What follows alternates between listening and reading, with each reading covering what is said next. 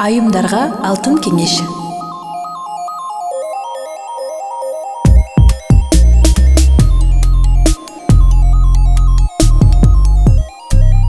Эгерде бул эрежелерди аткаруу мүмкүн эмес десеңиз, анда жаңылышасыз.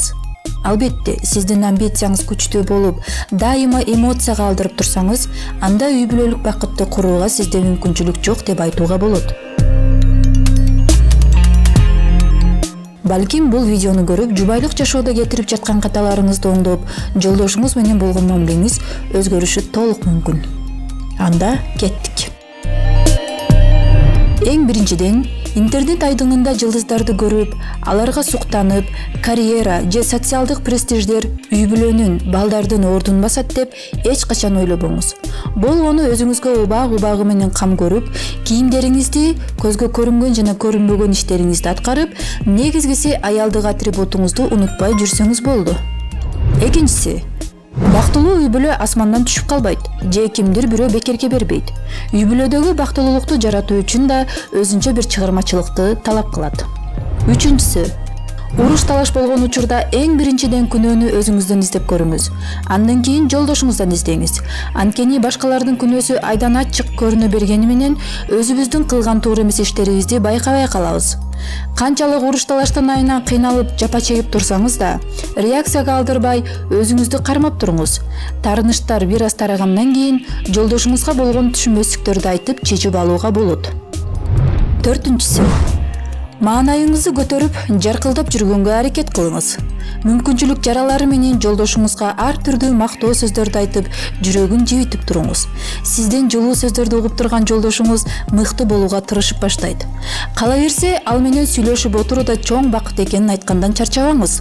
Жолдошуңузга болгон мактоо сөздөр анын сизге болгон сезимдерин жакындатып, энергиясын ашырат. Бешинчиси, эч качан наразы болбоңуз. Наразы болууга негиз болсо да билдирбөөгө аракет кылыңыз. Көңүлү чөгүп жүргөн аял күйөөсүнүн көңүлүнөн бат калышы мүмкүн. Ишенип коюңуз, эркектердин да өз алдынча дүйнөсү бар.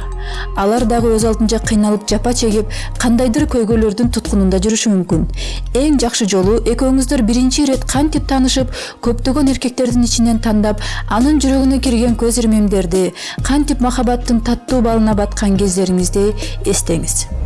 Алтынчысы, жолдошуңуздун көзүнчө башка эркектер менен тамашалашып, пикир алышуудан абайлаңыз.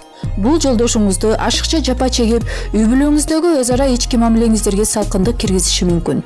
Сиз жолдошуңуздан башка эркектерди идеалдуу деген ойлоруңуздун баары тескерисинин чыгышы толук ыктымал.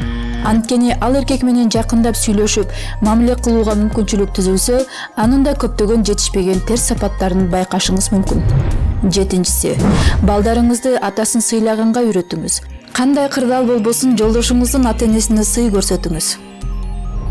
Сегизинчиси, жолдошуңуз менен кеңешпей туруп, үй бүлөңүзгө байланыштуу маанилүү чечимдерди кабыл албаңыз.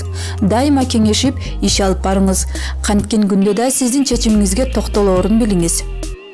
Тогузунчусу, жогоруда айткандардын баарын аткарсаңыз, сиз үй бүлөдө кулга айланып калышыңыз мүмкүн деген ойдон алыс болуңуз.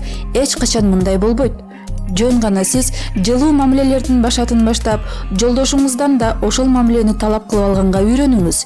Эң негизгиси, жолдошуңузга жасаган иштериңиз жана мамилеңиз чоң сүйүүнүн белгиси экенин билгизип туруңуз.